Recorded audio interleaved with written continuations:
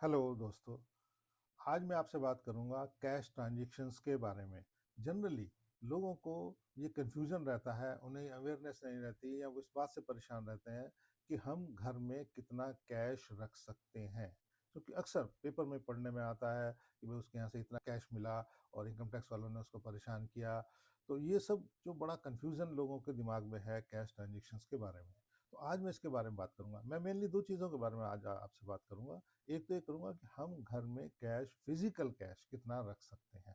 दूसरा, cash transactions के बारे में कि भाई बैंक में हम अगर जाते हैं तो वो कहता है जी नहीं, मैं 1 लाख रुपए आप जमा नहीं करूंगा, या 10 लाख रुपए आपको जमा कराने हैं, कोई एफडीआर बनवानी है, वो जमा नहीं करूंगा। तो हम कितनी कैश ट्रांजेक्शन्स कर सकते हैं उसके बारे में बात करूंगा। तो इसलिए आप इस वीडियो को प्लीज ध्यान से देखें और लास्ट तक देखें। सबसे पहले मैं आता हूँ कैश ट्रांजेक्शन्स के बारे में।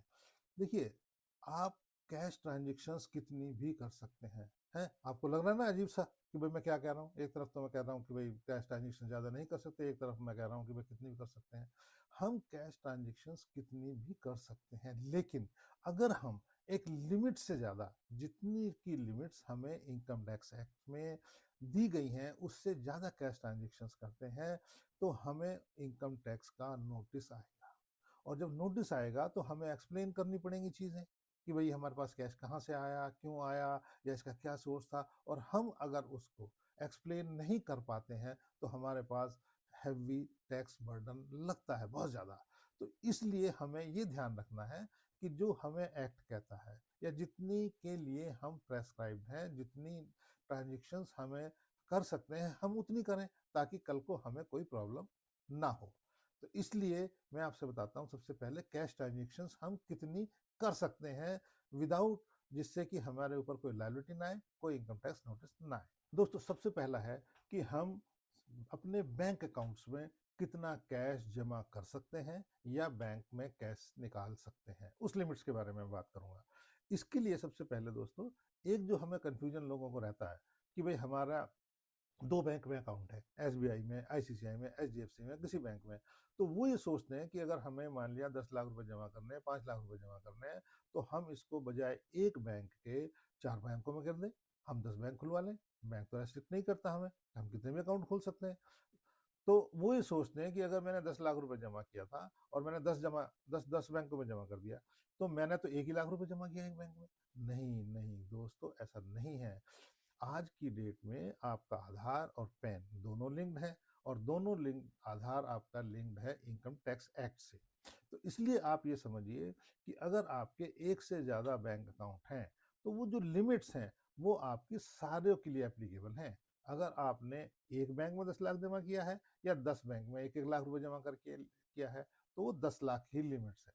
ऐसा नहीं है कि वो आप 1 लाख के लिए है। एक तो इस चीज़ को बहुत ध्यान से रखिए। इसके लिए मैं एडवाइस करूंगा कि आप बहुत ज़्यादा बैंक ना रखें, एक नेशनलाइज बैंक रखें, एक प्राइवेट बैंक रखें, या एक और बैंक रख सकते हैं। तो इसलिए इस चीज़ पे आप बहुत ज़्यादा ध्यान दें। अब सेविंग अकाउंट में अगर आपका सेविंग अकाउंट है तो 1 साल के अंदर आप मैक्सिमम 10 लाख रुपए जमा कर सकते हैं या निकाल सकते हैं, चाहे वो एक बार में हो या वो डिफरेंट ट्रांजेक्शन्स में हो। आपने एक बार 50,000 निकाला, एक बार 1 लाख निकाला, एक बार 2 लाख में, टोटल मिला करके अगर 10 लाख से ज़्यादा की ट्रांजेक्शन्स आप सेविंग बैंक अकाउंट में करते हैं और आप इंडिविजुअल हैं, तो आपको दिक्कत आएगी। दिक्कत आपको ये आएगी कि आरबीआई की ये रूलिंग है कि अगर किसी भी इंडिविजुअल के अकाउंट्स में, अकाउंट मतलब एक अकाउंट हो या सारे अकाउंटों में 10 लाख रुपए से ज़्यादा कैश डिपॉजिट होता है या आप निकालते हैं तो बैंक उस ट्रांजेक्शन्स की, कैश ट्रांजेक्शन्स की इंफॉर्मेशन इनकम टैक्स को प्रोवाइड कर देता है। आपको नहीं मालूम, लेकिन वो प्रोवाइड कर देता है। और जब आप आपकी रिटर्न भरते हैं तो वो रिटर्न भरने में, अगर सपोज आप इनकम दिखा रहे हैं 6 लाख रुपए या 8 लाख रुपए या सपोज 10.5 लाख रुपए, तो डिपार्टमेंट ये सोचता है कि 8 लाख रुपए की तो उसने इनकम रिटर्न दिखाई है और 10 लाख रुपए की कैश ट्रांजेक्शन करते हैं, इसका मतलब कहीं गड़बड़ है, और वो आपको स्क्रूटनी का नोटिस दे देता है। स्क्रूटनी का नोटिस का मतलब ये नहीं है दोस्तों कि भाई उसने आपको बेईमान मान लिया और उसने कहा कि भाई नहीं, आपने गलत काम किया है। आपको वो सारा एविडेंस देना पड़ेगा, प्रूफ करना पड़ेगा। और अगर प्रूफ कर देते हैं कि भाई ये ट्रांजेक्शन ऐसी हैं, ऐसी चीज़ें, तो उसमें आप बच भी सकते हैं, लेकिन आपको अवॉइड करना है। तो तो कैश सेविंग अकाउंट्स के लिए आपकी लिमिट है 10 लाख रुपए कैश जमा करने की, निकालने की। इससे ज़्यादा आप ना करें, बेहतर होगा, ये आपके हित में होगा। अब हम आते हैं छोटे दुकानदारों के बारे में। जो छोटे दुकानदार हैं, जो छोटा बिजनेस करते हैं और उनका करंट अकाउंट है, तो वो कितना अमाउंट का कैश जमा कर सकते हैं, निकाल सकते हैं। उनके लिए जो लिमिट है वो है 50 लाख रुपए, यानी कि 50 लाख रुपए तक का वो डिपॉजिट कर सकते हैं और कर सकते हैं। लेकिन इसमें भी आपको ध्यान रखना पड़ता है कि आपको जो अपनी इनकम टैक्स रिटर्न फाइल करनी है वो उससे मैच होना चाहिए। सपोज आपके अकाउंट में जमा, तो आपने कैश 50 लाख कर दी, कैश कर लीजिए, आपको एलिजिबिलिटी है, आप कर सकते हैं। रिटर्न आप भर रहे हैं मान लिया 5 लाख रुपए की, 10 लाख रुपए की इनकम की, तो वो फिर मिसमैच हो जाता है। तो वो आपको देखना है कि जो भी ट्रांजेक्शन आप कर रहे हैं उसका आपके पास एविडेंस होना चाहिए और प्रायर प्रूफ होना चाहिए। अब आप कहेंगे कि आप 50 लाख कह रहे हैं, जो बड़े बिजनेसमैन हैं या मान लिया पेट्रोल पंप है या दूसरी चीज़ें हैं, वो तो 50 लाख से ज़्यादा करते हैं। या हमारी सेल जो है 50 लाख से ज़्यादा होती है, तो आप नहीं कर सकते। दोस्तों कर सकते हो अगर आप ज़्यादा, लेकिन उसके लिए आपको दो चीज़ ध्यान रखनी है। आपकी इनकम टैक्स की रिटर्न उससे मैच होनी चाहिए उन ट्रांजेक्शन्स के बारे में, और प्लस जो कैश जमा हुआ है या जो खर्चे हैं आपके, उनका हर एक के पास आपका एविडेंस होना चाहिए, आपके पास प्रूफ होना चाहिए, आपके पास उनके एक्सप्लेनेशन होना चाहिए कि ये ट्रांजेक्शन ऐसी हैं। अगर आपके पास एविडेंस है, आपके पास प्रूफ है, आपके पास जस्टिफिकेशन है, तो आपको कोई परेशानी नहीं होगी। लेकिन अगर आप छोटे दुकानदार हैं या जो हमें लिमिट्स मिली हैं, हमें उसी के हिसाब से अगर हम करें तो हमें बेहतर रहेगा और हम किसी प्रॉब्लम्स में नहीं आएंगे। अब दोस्तों हम आते हैं मेडिक्लेम के ऊपर। जनरली ये देखा गया है कि जो इंडिविजुअल्स हैं, जो टैक्स पेयर्स हैं या जो इनकम टैक्स की ओल्ड डिजाइन में अपने रिटर्न भरते हैं, वो मेडिक्लेम के एक्सपेंसेस को क्लेम करते हैं। लेकिन उसमें भी हमें ये ध्यान रखना है कि अगर वो एक्सपेंसेस हम मेडिक्लेम की प्रीमियम कैश से पे करते हैं, तो उसका डिडक्शन हमको इनकम टैक्स में अलाउड नहीं है। हमको क्या ध्यान रखना है? हमको ये ध्यान रखना है कि उसकी पेमेंट हमको चेक से या यूपीआई से या बैंक ट्रांसफर से ही करनी है। अगर वो ट्रांजेक्शन्स आपने कैश से भी प्रीमियम पे की है, तो आपको इनकम टैक्स में उसकी एग्जेम्पशंस नहीं मिलेगी। ये बहुत ध्यान रखने वाली बात है दोस्तों। अब हम आते हैं लोन्स एंड डिपॉजिट्स के लिए। लोन एंड डिपॉजिट्स, आप 20,000 रुपये से ज़्यादा, ध्यान रखिए, 20,000 रुपये से ज़्यादा की ट्रांजेक्शन कैश में नहीं कर सकते। लोन ना तो एक्सेप्ट कर सकते हैं आप और ना ही रीपे कर सकते हैं, दोनों के लिए एप्लीकेबल है। उसकी लिमिट कैश में सिर्फ 20,000 रुपये है।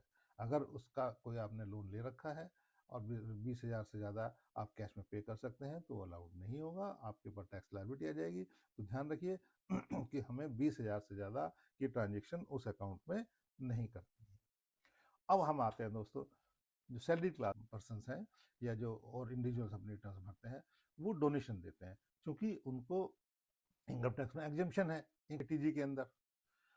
तो जनरली क्या होता है, लोग कैश में दे देते हैं। सपोज आपने 5,000 रुपये दे दिया कैश और उसकी रिसीट ले ली और आपने इनकम टैक्स में क्लेम कर लिया। नहीं, कैश में अगर आप डोनेशन देते हैं तो उसकी लिमिट है सिर्फ 2,000 रुपये।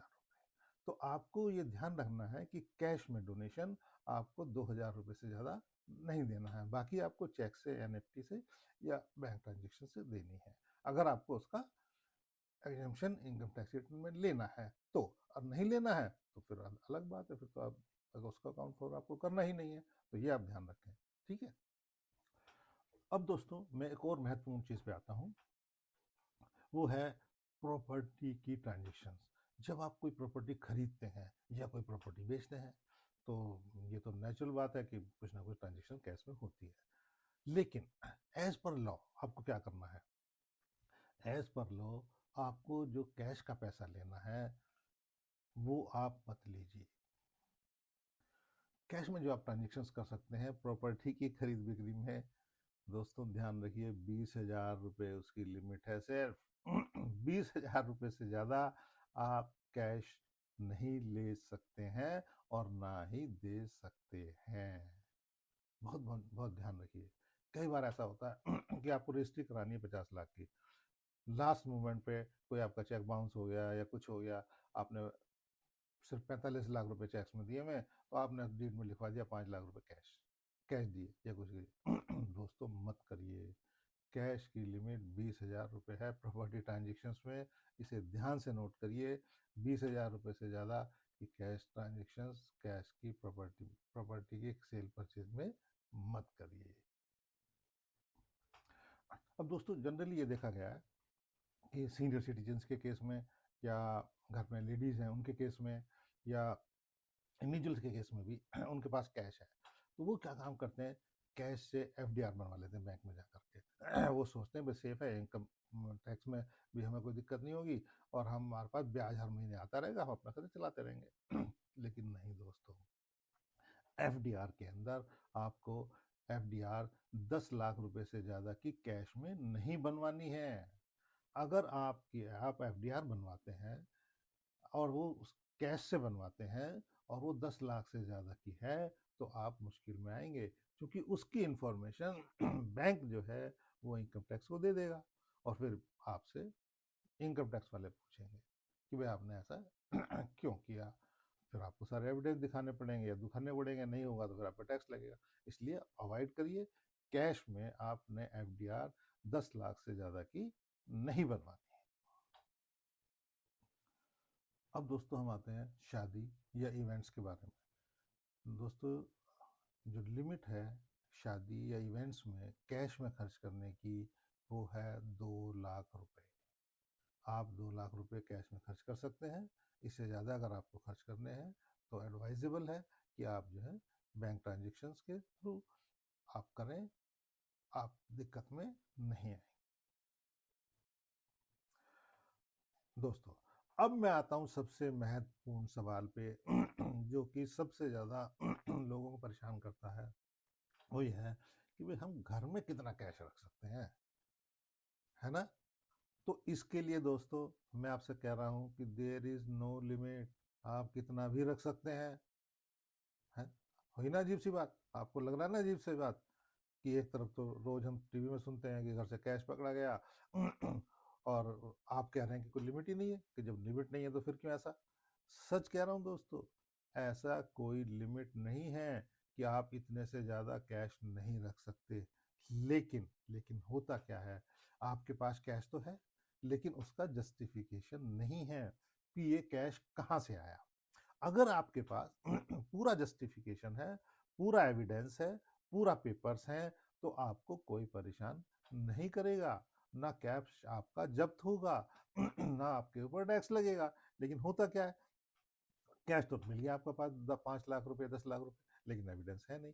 एविडेंस से क्या मतलब, एविडेंस से मतलब है कि घर में आपके 3 लोग हैं, सपोज आप हैं, आपकी मिसेज है, आपका बेटा है, जो भी है, तीन तीन लोग हैं और तीनों इनकम टैक्स रिटर्न भरते हैं। अब जब वो रिटर्न भरते हैं, वो मान लिया बिजनेसमैन भी है, तो आपके रिटर्न में एक कॉलम भी आता है कि लास्ट में 31 मार्च की डेट में आपके पास कैश बैलेंस कितना था। सपोज वहां पे आप दिखाते हैं कि मेरे पास 20 हजार रुपये था।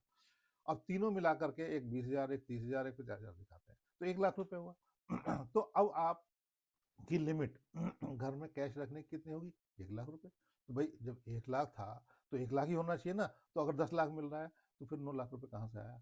और अगर उसके बाद में सपोज आपके पास रेट पड़ी अप्रैल में या मई में, उसके बाद में, तो अब 2 महीने हैं आपके पास, ये आप जस्टिफाई कर दो कि भाई 1 लाख रुपए मेरे पास ओपनिंग में था, 8 लाख रुपए मेरे पास यहाँ यहाँ से आया, उसका ये पेपर है, ये एविडेंस है, आपको परेशान नहीं करेगा। लेकिन होता ऐसा नहीं है कि आप उसकी जस्टिफाई कर सकें। तो इसलिए ध्यान से सोचिए कि कैश कोशिश कीजिए कि आप मिनिमम से मिनिमम रखें। अब तो अगर आपको रिक्शा वाले को 5 रुपये देने हैं तो पेटीएम से चल जाता है, तो आपको कैश रखने की जरूरत क्या है। तो कोशिश कीजिए कि कम से कम कैश रखें। और अगर आप चाहते हैं सेफ्टी के लिए, सिक्योरिटी के लिए, या मेंटल सेटिस्फेक्शन के लिए कि भाई मजबूरी में या इमरजेंसी में मेरे पास होना चाहिए, आप रखें, कोई मना नहीं है। लेकिन वो उतना रखें जो सफिशिएंट हो और आपके पास उसका एविडेंस हो। तो दोस्तों ये कुछ चीज़ें थी जो मैंने डिस्कस की। अगर आपको ये चीज़ें अच्छी लगी हैं तो आप मेरे चैनल को सब्सक्राइब कीजिए, लाइक कीजिए। और अगर कुछ और चीज़ें, कुछ और चीज़ों के बारे में आप मेरे से जानना चाहते हैं इस बारे में, तो आप कृपया कमेंट में लिखिए, मैं आपको जवाब दूंगा। थैंक यू, धन्यवाद दोस्तों।